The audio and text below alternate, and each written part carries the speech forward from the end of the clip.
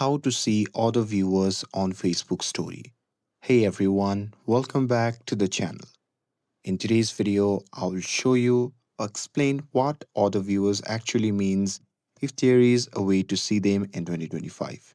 So now without further ado, let's get started. So first thing first, open the Facebook app on your phone and make sure that you're logged in to your account.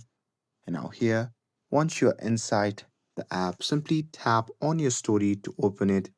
And now here, at the bottom left corner, you'll see the view count. So simply tap on it to open the viewers list. Now here is the thing that you will see in two sections. So here, as of right now, there isn't any view on my story. But if you have a views, then you'll see friends who viewed your story, and these are the people on your friends list. And below that, you'll see the other viewers. Now, who are the other viewers? These are the people which are not on your friends list and who viewed your story because your story privacy was set to public. So, unfortunately, Facebook doesn't reveal their name or profiles due to the privacy settings, so you can only see the total count, not who exactly they are. And that's it.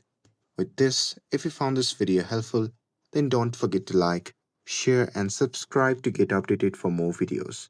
Thanks for watching, and I'll see you in the next video.